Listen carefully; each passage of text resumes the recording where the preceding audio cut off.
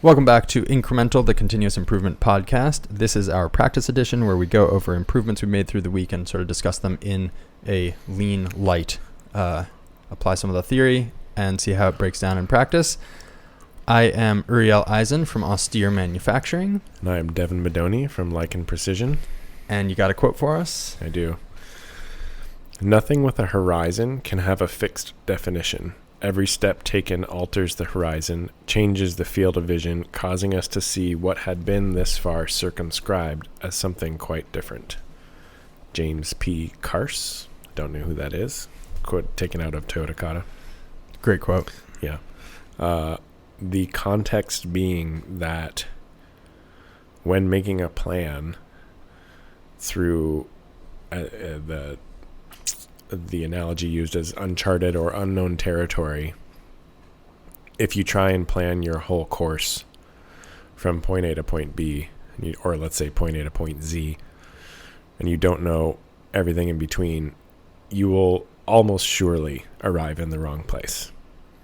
But if you take it, if you kind of take this quote to heart and assume that as you move through all of those points from A to Z, you will have to rechart your course and recomprehend your horizon and your surroundings. Your likelihood of arriving at point Z is actually quite good. Yeah, I think about like if you were trying to use the transportation analogy again, if you were trying to get somewhere and you spent 10 years building a rocket to just like fire it off in the direction you thought to land exactly where you thought it should be, and that's somewhere over the horizon, the odds of getting out of that rocket and being like, oh, this is exactly what I was expecting are very low, and you invested a lot of time and energy into building that rocket instead of like taking a lot of little steps. And you're traveling slower, but you are making more correct decisions every time. You're traveling slower, but if your point is to get to point Z or wherever it is you wanted to get to, when you take into account the fact that you will likely have to make another rocket, right, you actually probably got there sooner, even though your progress seems slower.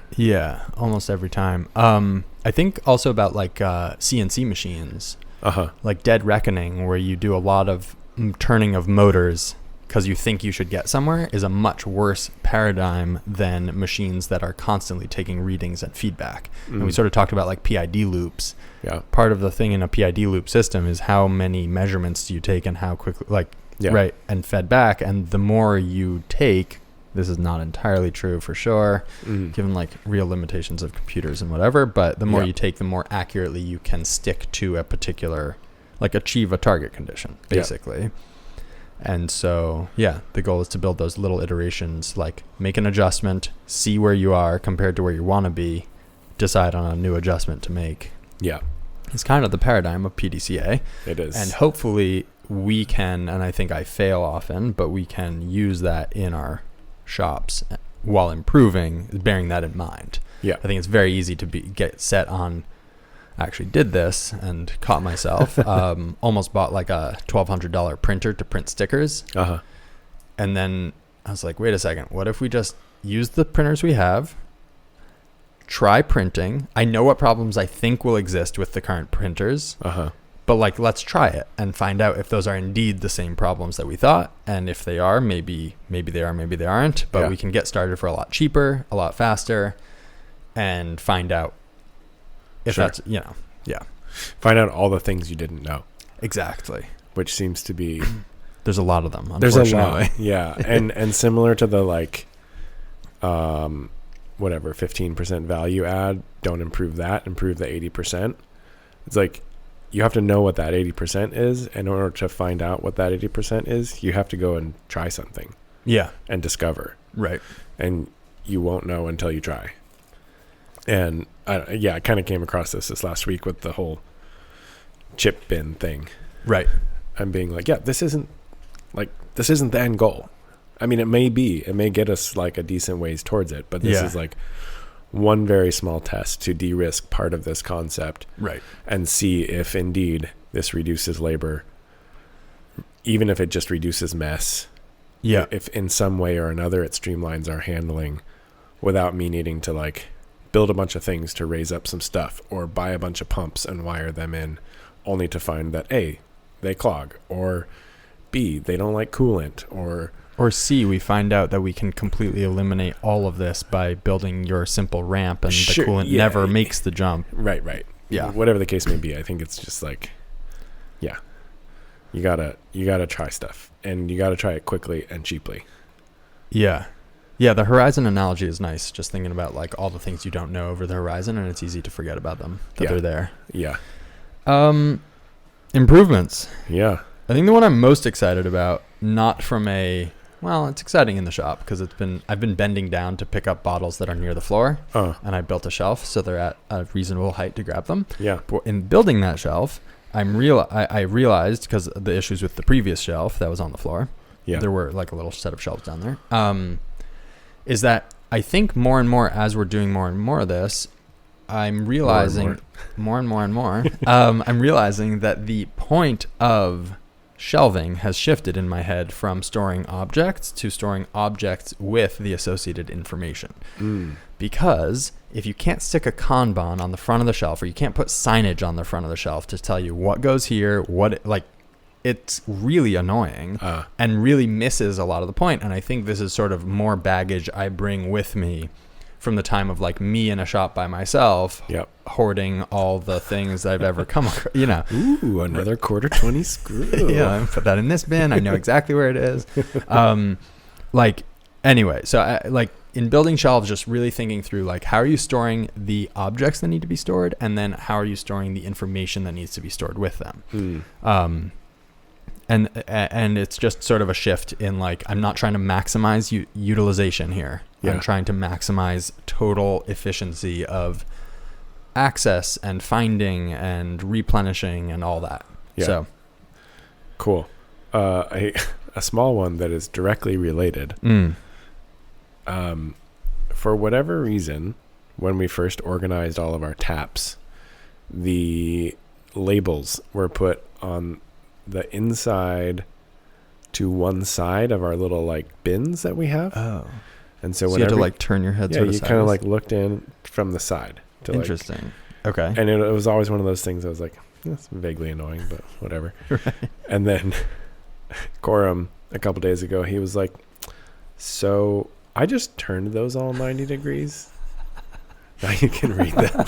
And I was like, excellent. Amazing. Like in my head, the whole time I've been like, I guess I need to reprint those labels and stick them on the other side. That's so funny. And he was like, yeah, they turned the other way just fine. Like they're on a grid. That's awesome. That's a great one. I think noticing that is hard.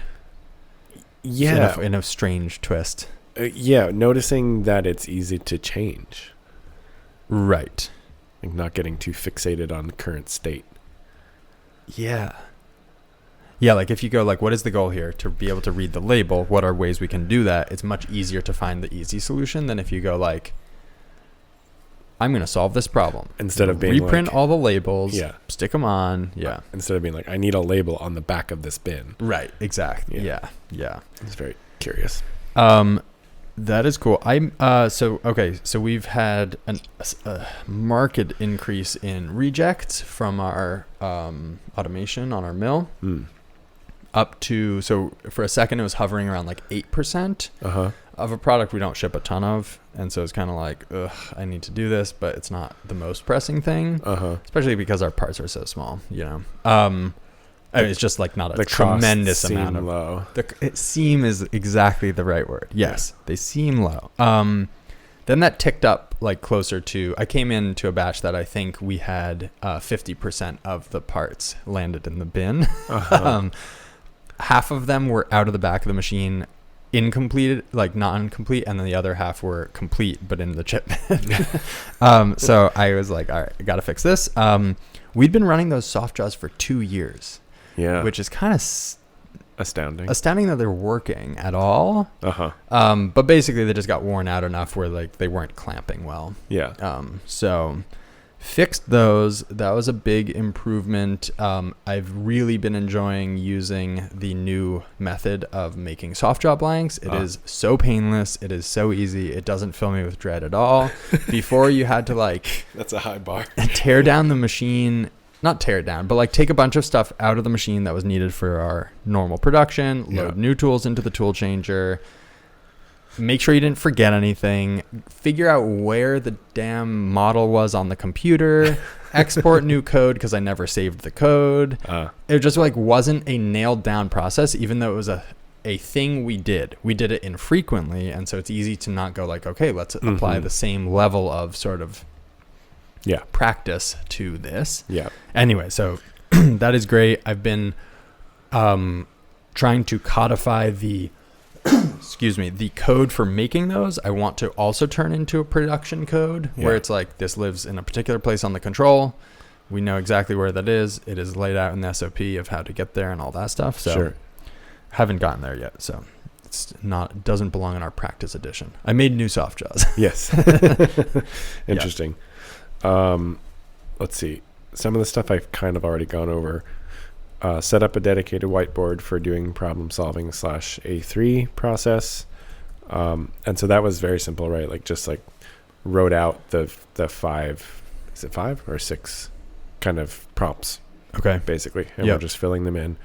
In addition to that, because we only have one board and it's not on paper, and for now, at least we're going to be doing it as a group, I made a tab in our SOPs where we can attach photos of the old, of the finished ones so that we can go back and reference them. Good idea. Because inevitably they're going to get overwritten before the process is complete. Sure. So that was a small one. And then the other thing was just the, which I've also gone over already, the tray drain chip. Yep. And that was kind of a multi-part thing that started as leaning a tray, then added the angle so the tray wouldn't fall down, then was like, I'll put a bin on this, then I drilled holes in the bin. So in hearing you say that, I'm realizing that maybe the premise of this episode is like deeply flawed in that we come on here and list off things we've ticked off the box, similar to the story you told last episode about Rother going to Japan and talking about all the things they had done. Really, we should be talking about the problems we were tackling and probably how we thought through them. Or well, maybe we won't make that change live, but maybe we should think about how to integrate more of that into this episode. Contextualizing it. Yeah. It's going to be a challenge to do it without getting too machiney, maybe, but not always. Yeah. Or maybe, write in. Let us know what you think on Instagram or somewhere else, how we could integrate, or what part would be interesting to hear. Yeah. And maybe without hearing it, it's hard to say. But yeah, this one was fun. It was basically just me being like, this makes a mess. How can we, and we're having to clean up this mess. How do we mitigate this mess? Right. And then in like me and Coram staring at it being like, oh, I think we could also tackle coolant in the machine, better drainage of the chips, which means less coolant going to the recycler. Right. So in that, going back to the quote, you, by taking a small step, you saw more available, saw more opportunities for improvement. Yeah, totally. Because in the past, it's been like, well, we're sort of stuck with this unless we buy a chip conveyor. But a chip conveyor is $24,000 for this machine, so we're not buying a chip conveyor. Okay, we're stuck with doing this.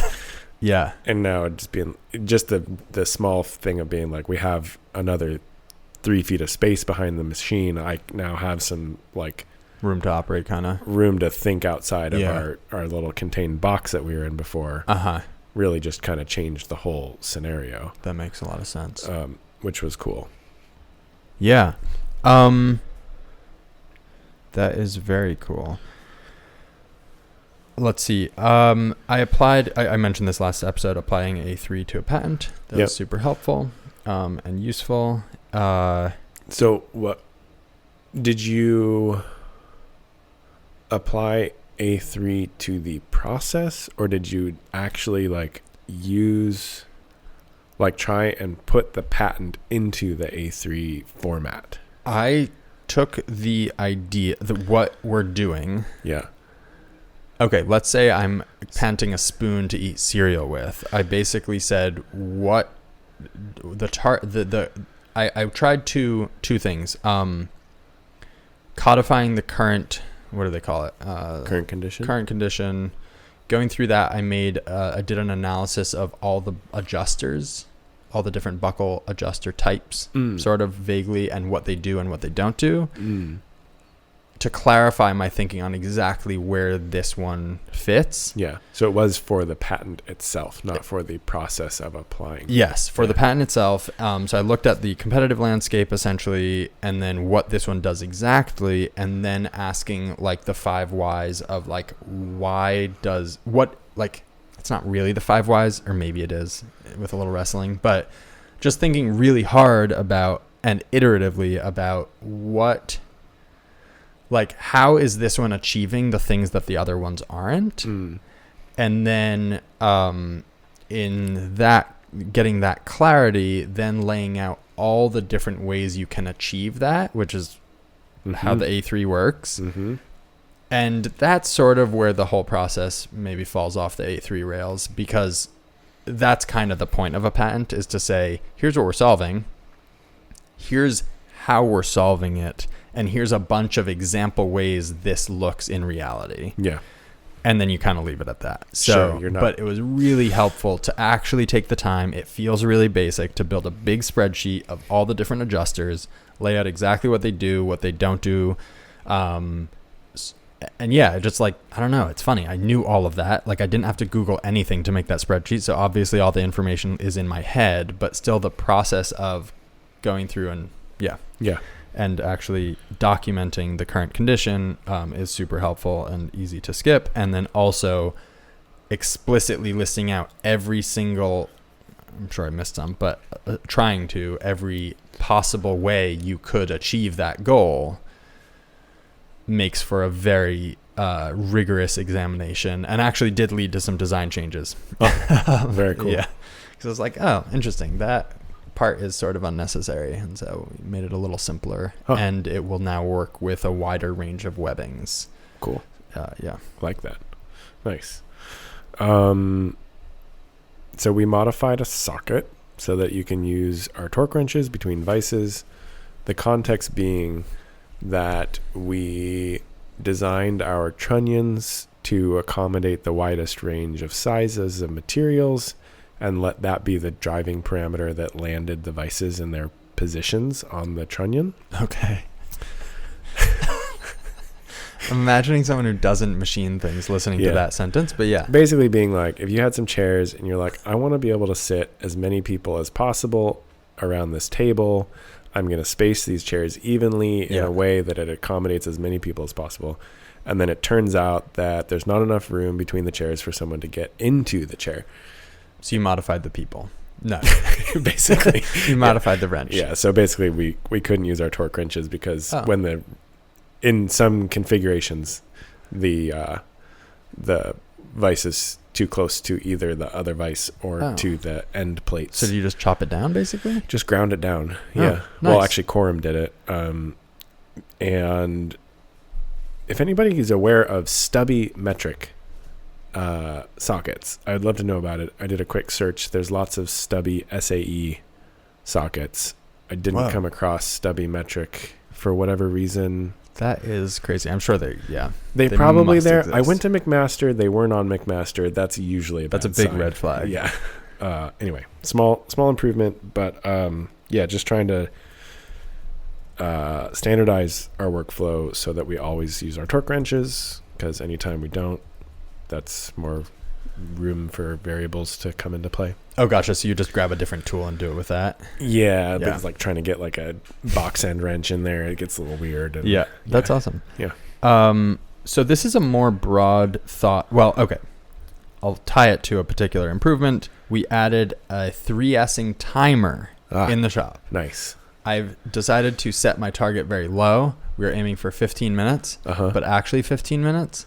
And I found something very interesting about 3S'ing every day, which I was not expecting, which is that it really has clarified my thinking on improvements. Because you start cleaning and you're like, where does this go? And then it's like, right, it doesn't have a place. Let me make it a place. And this, I think, is where you get into these really small improvements. Because we've sort of been like, I think, sort of posing these small improvements like juxtaposing the small improvements to the big system improvements. Yeah. And I think there's room for both. Yeah. And I think this is why is like, if you're just like sweeping and cleaning, you're going to run into issues with the existing system. Yeah. So the timer has been really helpful because it's just like, okay, we can definitely afford to spend 15 minutes of the day cleaning. Let's just start there.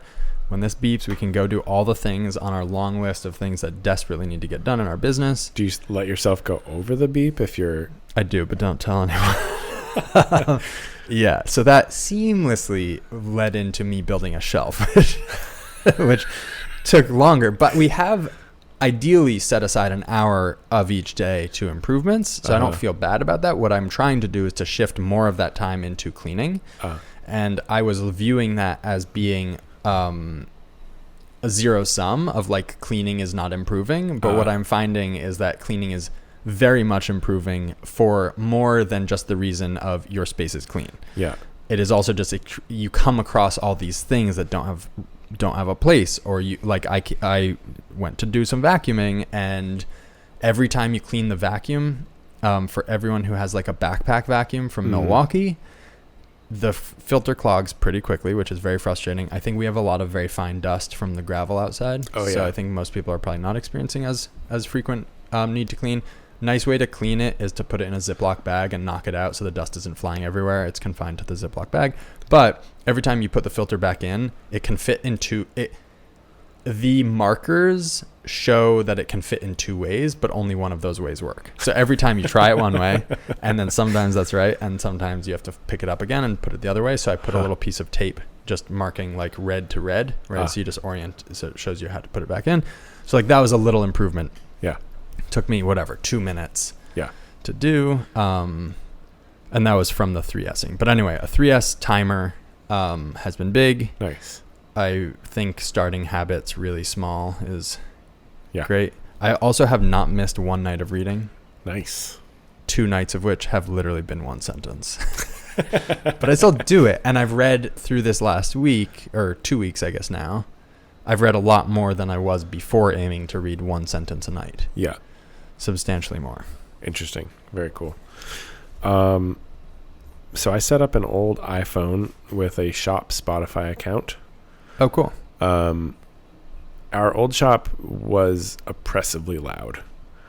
I think primarily because of the size and the amount of stuff going on in there. And I am a person who always likes to have music on. Okay. But at some point it became clear to everyone, like, this is just more noise in the old shop. And so we stopped listening to music as a group. The new shop, it is not as, it can be loud, but it's not oppressive in the same way. Yeah. So we started listening to music, but we didn't have good radio reception for our local radio station that we like. And so then I was ending up hooking it up to my phone via Bluetooth, but every time a call would come in, the whole rigmarole. Plus I was the only one choosing music, which is a weird power dynamic. So anyway, I just, finally I'd been thinking about this for years. I don't know why I didn't just do it, but set up a Spotify account, set it up with our local radio's streaming service. Oh, nice. Permanently hooked up to the stereo. That's awesome. Now we can just have music. The context being that I'm not sure this is true for everyone in the shop, but for me and at least one other person, having kind of a shared, I don't know, there's a lot of camaraderie that I feel like comes from having music on that we all enjoy. You're sort of brought back to being in the same space in a funny way. Yeah, whereas the headphone thing is funny. Yeah, all of us with ear protection listening to our own music or podcasts or whatever. And you pass each other and you're like, hey. Yeah, it's feel very distant. It's not the same. So I know what you mean. Yeah, we're kind of like, we can still put on, even listen to your own music if you want to, obviously. Yeah. And probably won't hear the other music because it's not that loud. But yeah. Anyway, it's been nice. That's awesome. It's been very good, and I can still take a phone call now. So I have, I was thinking a lot about part loading versus pallet loading. Mm-hmm. The age-old question. And I had a semi-spicy post. Batches are the way, right? That's exactly right. I had a bit of a spicy post on Instagram, on our stories, It was in a moment of passion. No. Anyway, basically, like pallet loading, we looked at and actually were doing for a while, and then switched to part loading. Mm-hmm. Part loading, I posted one of the many, many failures we've had with part loading on our Instagram. You should maybe distinguish like high density pallets versus single piece pallets, because sometimes people load single piece pallets as well. Yeah, all of that. I guess like the issue is that one of them is great because it is sort of in the line of SMED, of taking internal setup time and moving it out of the machine, right? So you can get parts set up out of the machine. You can also increase your walkaway time, simultaneously increasing your batches, but whatever. Like those have a place for sure. But I think a lot of shops, it is a very easy jump to go from hand loading a vise to hand loading a pallet of vices outside of the machine. And so I think a lot of shops look at that and go like, wow, if we just spend $10,000 on 0-point systems, we can switch to pallet loading. We're going to have way better uptime. And that is all true. But if you spend the same $10,000 on part loading, the available improvement to your process is way, way, way bigger, because it is a very nice stepping stone to robotically loaded. It's the way. So like automation that are pallet pools have their place for sure. Like all of these tools have their place, but I think there's a lot of people who are daunted by part loading. I see tons of examples on Instagram of people machining parts. This is also like CNC machining, right? Machining parts on pallets, which is like basically like, okay, I have this machine, how many parts can I stick in it at once? And also when I'm loading and unloading those parts, let's do it offline. The issue there, it's kind of like a muffin tin versus a single muffin. Yeah. And then the nice thing about pallets, and I thought you might have some thoughts on this because you're a job shop, so like you can't put the same amount of time into refining the part loading process. Because part loading, you're picking up a block of aluminum with a robot. That robot might be your CNC machine, and then trying to press it into a vise somewhere. And if there's chips, the robot doesn't have eyeballs. You can add eyeballs to a robot, but image processing is very hard. Yeah, our brains are unbelievably good at it. And so you have to tackle a lot more problems. There's an analogy. I'm forgetting the name of the guy. He gave a presentation that is known as the mother of all demos, where he basically debuted like the internet, email, the keyboard and the mouse all in like a 1-hour presentation. What? Yeah, it's kind of wild. Anyway, his big thing, and I'm forgetting his name, his big thing was that usability is the wrong focus when building a lot of things. Because he gave the analogy of a bicycle versus a tricycle. A tricycle is much more user-friendly, but is also much less useful once you get good at it. And you max out how good you can get at it very quickly. Yeah. Very, very easy learning curve, very low payoff. A bicycle is hard, right? But if you think about like an app on your phone, should the goal of an app on your phone be that you can pick it up and use it within 5 minutes? Or should it be that over the lifetime of this app and your use of the app, you can get really efficient at using it? So it turns out there's a keyboard that he invented, which has, so you hold an interface for a computer where you have 5 buttons in one hand and a mouse in the other, and you never move your hands. Whoa. And you type by pressing those 5 buttons in different combinations. So you literally never have to change your hands. You can imagine how slow that would be, how hard it would be to learn. Sure. But once you learn that, you'd be so fast, and you never have to pick up your hand off your mouse, move it over to the keyboard, move it back to the mouse, back to the keyboard, back to the mouse. And so that is another example. Interesting. Anyway, my analogy here is part loading is way more powerful because you're not really replacing, you're not really enabling humans to do things more that like humans are uniquely good at, as in like not tightening parts into a big fixture. You're not freeing people up from doing that by doing pallet loading. You're just getting more out of your $150,000 investment, which is by no means a small feat, but is not nearly as big a step forward and doesn't open as many options moving forward. Yeah. Overnight machining with pallets means buying a pallet pool. Overnight machining with part loading is not a pallet pool and is like, it's just, I don't know. I see a lot of people making parts that I'm like, I could do that way faster and way more efficiently because I'm part loading with lower investment, way lower investment. Key yeah. feature. Yeah. And then the tooling, when I make a set of soft jaws, it costs me approximately, let me get this right, like $35 ish in materials, right? I have 2 inserts. Those are like $30 and then probably $5 of aluminum. Oh, a few screws. Recycle those if you need to, though. Yeah. I pull those out. But a pallet normally was at least $250. And then also storing multiple pallets in a shop is time consuming. Moving them is heavy for the operator. So loading them in and out of the machine is like hard on people's backs. My back specifically when I was doing it. Tightening hundreds and hundreds of screws per day. I was getting tendonitis in my wrists. Or not tendon, what's it called? Carpal tunnel. Oh, yeah. Anyway, part loading is huge. I encourage everyone to go look at it. It is not nearly as daunting as I think people are. It's not as hard as I think people think it is, basically. It's not. You're going to have a lot of problems and they're all solvable, and you scrap one part when you have a problem. Yeah, that's a key feature. Anyway, thoughts? I mean, you have you can't do part loading for a lot of the stuff currently. But you also have done part loading. Yes. So I feel like you can speak to this maybe better than I can. And I've done high density pallets and then saw all the problems. And there was a point at which I was like, I'm going to do this. This is going to be our way. And then very quickly was like... This being pallets? Pallets. Okay. High density pallets, dedicated fixturing. And was like, this is expensive and time consuming and not a lot better. And we scrap.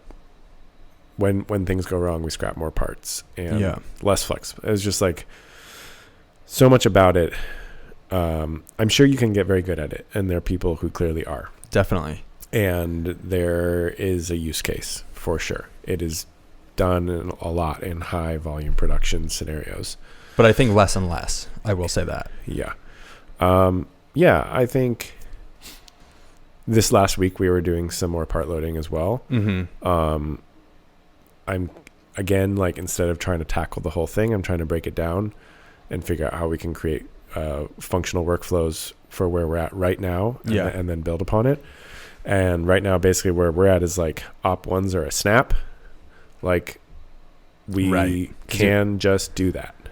That's awesome. And I was proofing a part this last week. The op 2 was not unloading reliably. That's something we can tackle now that we know that that's like a key friction point. Versus trying to like create this complete system. And I don't know, I think pretty soon we're going to be taking this whole improvement kata concept to that directly and be like, okay, we're going to set a goal for like whatever percentage of parts under a certain size we're going to do this way. Oh, cool. Regardless, figure out how to make it work, kind of a thing. Right. As primarily, I mean, I think it will be beneficial, but also just as a learning opportunity. And for institutional knowledge, as they say. And creating the system that we can then apply probably to robots for overnight loading, all the things. But I'm a big fan. I think there's a lot of people who should be looking at it hard who aren't, and I would encourage people to do it. There's a lot of like ingrained assumptions that make it harder that as soon as you kind of like let go of those. Like what? Like a minimum stock mentality for a job shop. Being like, well, I need like 600 different, gripper sizes. It's like, nah, maybe just standardize a few of those, and the upsides are going to outweigh the cost of material or something. Or if you are doing the volume where the material really makes a difference, then optimize for that kind of a thing. Also, there's adjustable fingers you can put on the there's solutions to all these multitudes of options. And the fact that like we're doing it with having done like my shop having done so little investment, and comparatively like such small amount of development for the process, and it still works most of the time pretty well. Says loads. And I think what people get hung up on a little bit is like the cycle time is substantially slower when you're part loading. And the total throughput in your day is substantially higher. So I think people forget about the substantially higher part. Once again, operation blind or operation sensitive, process blind. So like, yes, your tool changer is slow, but the second it stops through your lunch or stops, like you can run it 2 hours extra into the night, all this stuff. Anyway, I mean, you can do that with pallets too. So it's just the whole measuring 2 hours thing. into the night. People measure their cycle time. They don't measure the machine when it's sitting there waiting for them. Interesting. Yeah. Most people, I mean, I think most people, It's unless like, they're way up on their machine monitoring game, are completely unaware of that number. Yeah, it's fun to look at your machines and realize they sit for like 2/3 of the time, and there's so much emphasis on like similar to the like optimizing the 15% value add versus the 85% non-value add, is like looking at after hours machining instead of like how can we shave 2 seconds off of our part. I feel like there's so much space. Yeah, anyway, completely. Time? Yeah, just about just a couple on that note. I updated our generic gripper tray. Yeah. So I'd had like a base that was basically like the whole pattern that it needed to interface with our base tray. Okay. But it didn't have any like features on it aside from like a orientation that said like which way is Y positive. It was just a flat thing. And so every time I was making one for a new size stock, I was having to come up with all of the geometry, and like I had a basic framework for what it should look like. Okay. But I would often get this one feature wrong that was like, I wanted to mitigate the amount of support underneath it so that if we flipped the part over, it didn't interfere. Okay. But sometimes I would make it small enough that the amount of play between the like locating fingers essentially would let it fall down inside. Okay. I was like, that's a silly mistake to keep making, and it's just silly to be rebuilding this thing over and over again. So you built a flip station? I built one that was parametrically that's cool. designed so that I can change a couple that's smart measurements, and then it updates everything. It's so fun using systems that you've done that too. You're just like, this used to be such a drag. And now it's so easy. Yeah. I think that was actually the only other one regarding that, so we should probably wrap it up. Awesome. Thank you everybody for coming along on this crazy ride. Absolutely. Check out our Patreon, link is in the description. Yeah, go fix some stuff, enjoy yourself, have a blast, read some books or you can find me at austere_manufacturing on Instagram and austeremfg.com on the internet. You can find me at lichen_mfg on Instagram and lichenprecision.com on the internet. And we are on Instagram at incrementalci. Send us a message. Tell us what you like, what you don't like. Yeah. And tag us in your improvements. Yep. And we'll talk to you later. See ya.